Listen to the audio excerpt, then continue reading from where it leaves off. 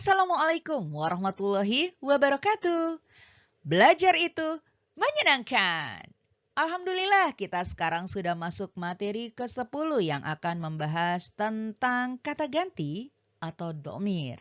Nah, bagi teman-teman yang baru menyimak materi ke-10 ini dan ingin tahu dari materi pertama, kedua, dan seterusnya, bisa lihat di playlist yang berjudul Ramadan Series. Nah, apa sih kata ganti itu? Dalam semua tata bahasa, ada yang namanya kata ganti. Kalau dalam bahasa Indonesia kan kata ganti itu ada saya, kamu, dia, mereka, kalian, kami. Nah, kalau dalam bahasa Inggris ada yang namanya pronouns. I, you, she, he, they, we. Nah, kalau dalam bahasa Arab namanya domir. Nah, domir yang tampak ini terbagi dua, yaitu domir munfasil, domir yang terpisah. Ketika dalam penulisannya itu, kalau dia ada di tengah kata, biasanya ada spasi. Nah, kemudian yang kedua ada domir muttasil. Ketika dalam penulisannya itu dia tersambung dalam satu kata.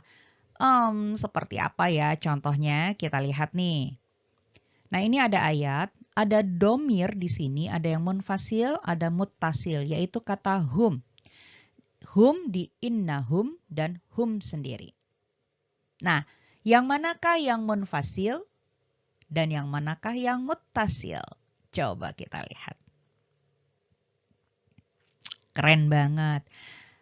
Yang muttasil ada di kata innahum. Coba kita lihat ya. Bersambung tuh dengan huruf nunnya. Tidak ada spasi. Oh, saya pernah lihat kok domir yang tersambung tapi dia tidak tersambung dengan huruf sebelumnya. Ada beberapa huruf hijaiyah yang memang nggak bisa disambung dengan huruf setelahnya. Contohnya alif, dal, zal, ro, zai, wau.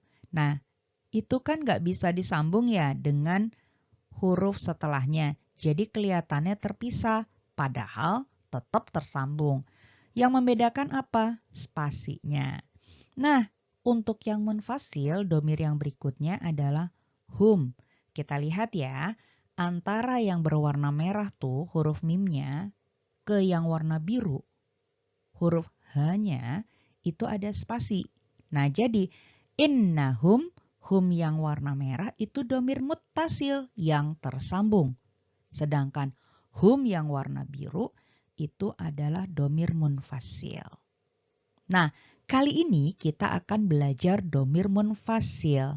Domir dalam bahasa Arab itu ada berapa ya? Ada 14. Dan insya Allah mudah. Karena kenapa? Belajar itu menyenangkan. Domir munfasil. Domir munfasil tadi apa? Domir yang terpisah. Betul banget. Nah, rumusnya yang harus diingat ya ketika kita mau menghafalkan domir, itu dimulai dari orang ketiga dulu. Orang ketiga itu berarti orang yang kita bicarakan. Dia, mereka.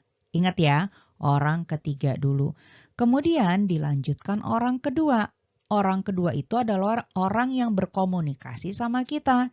Contohnya kamu, kalian. Dan kemudian yang terakhir adalah orang yang pertama, yaitu saya atau aku ya, dan juga kami atau kita. Nah, jadi diingat ya rumusnya orang ketiga dulu, baru orang kedua, kemudian orang pertama. Orang yang kita bicarakan, orang yang berkomunikasi sama kita, dan orang yang berbicara. Rumusnya itu ya, 3, 2, 1. Nah, kemudian yang disebutkan jenisnya dulu. Yang pertama mudzakkar laki-laki. Kemudian baru yang perempuan, muannats. Setelah jenis, baru ada jumlahnya. Yang disebut pertama adalah mufrad yang tunggal. Kemudian yang disebut kedua ada mutsanna atau tasniyah yang ganda. Kita sudah tahu ya, jumlah isim itu ada 3. Ada yang mufrad tunggal, ada yang ganda mutsanna atau tasniyah, dan ada yang terakhir yang banyak itu adalah jamak yang jumlahnya 3 atau lebih. Nah, itu diingat ya. Jadi ada orang ketiga dulu, orang kedua, orang pertama. Itu rumusnya. Kemudian yang disebutkan jenisnya dulu, yang mudzakkar duluan, baru yang muannas. Kemudian juga jumlahnya, dari yang jumlahnya 1, 2, dan yang banyak. Nah, kita lihat ya dari orang yang ketiga dulu. Tadi orang ketiga berarti laki-laki dulu dan yang jumlahnya tunggal. Itu ada huwa. Huwa. Huwa itu artinya dia. Satu orang laki-laki. Kalau dalam bahasa Inggrisnya he. Ya, bukan him. Karena kalau him sebagai subjek. Ini huwa berarti dia kalau dalam bahasa Inggrisnya he. Dia satu orang laki-laki sebagai subjek. Kemudian ada huma. Huma ini bisa artinya mereka berdua laki-laki. Kalau di dalam bahasa Inggris, dia cuma ada single sama plural ya. Pluralnya itu jumlahnya 2. Nah, di sini berarti pakainya they. Ya, kalau tadi singlenya he, kalau untuk jamaknya atau pluralnya mereka di dalam bahasa Inggris pakainya they. Nah, kalau dalam bahasa Arab untuk yang jumlahnya banyak itu hum.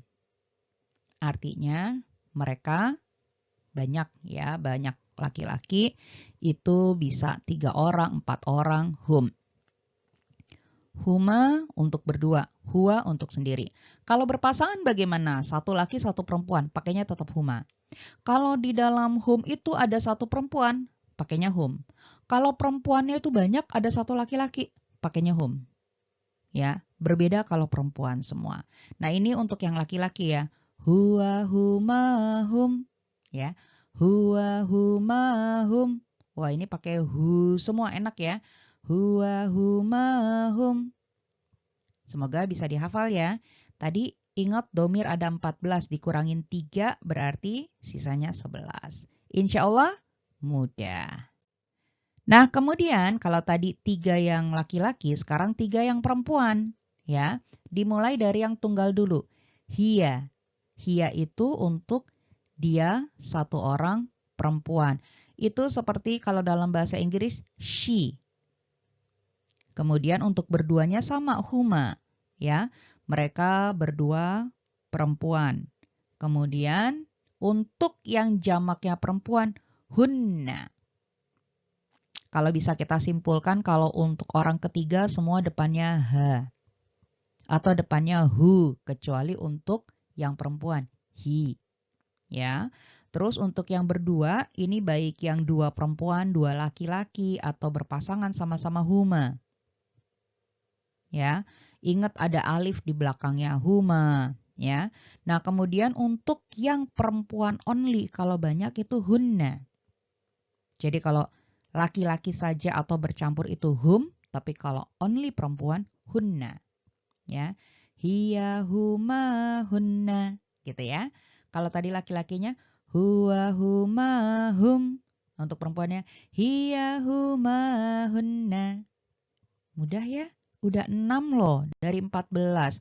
Berarti sisanya berapa tuh? 8 ya. Gampang ya? Iya dong ya.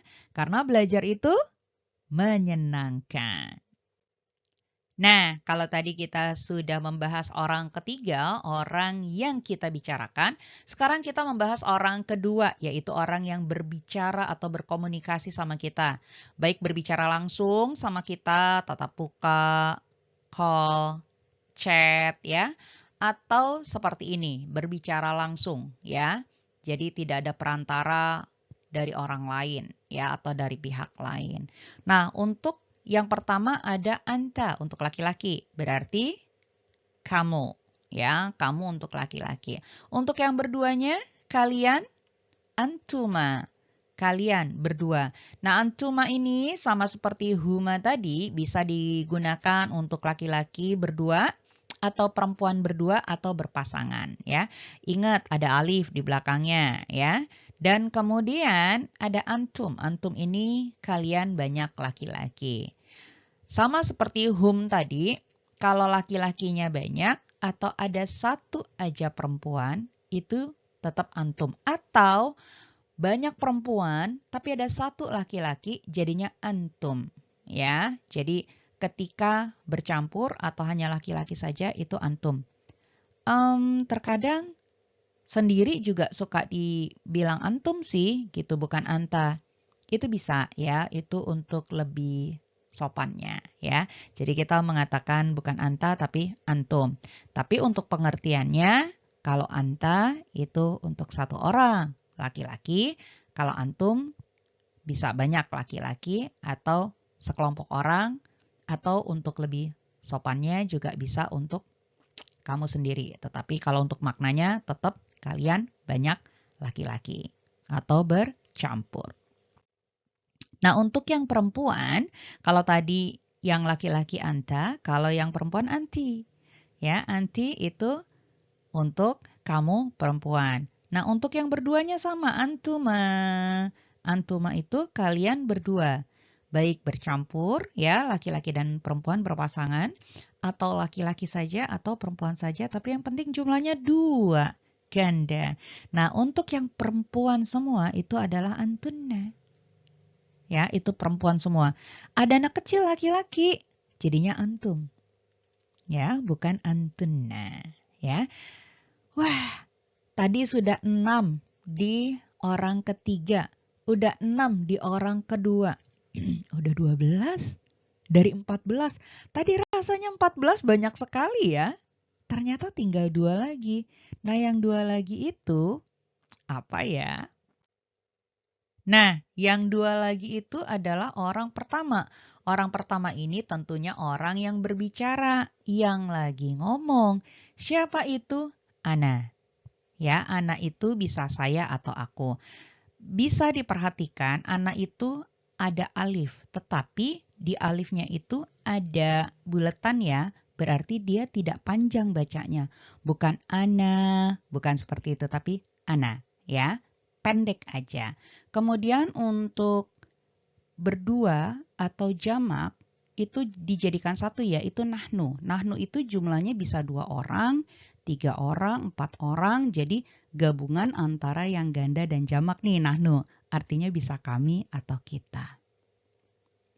Udah 14. Semudah itu? Iya, insya Allah mudah. Sekarang kita coba ya hafalannya. Kita mulai dari orang ketiga dulu. Huwa huma hum, hiya huma hunna. Coba diulang lagi. Huwa huma hum, hiya huma hunna. Dicoba lagi. Mantap. Sekarang kita coba orang kedua ya. Di orang kedua ada anta, antuma, antum, anti, antuma, antunna. Dicoba ya. Anta, antuma, antum, anti, antuma, antunna. Yuk, dicoba.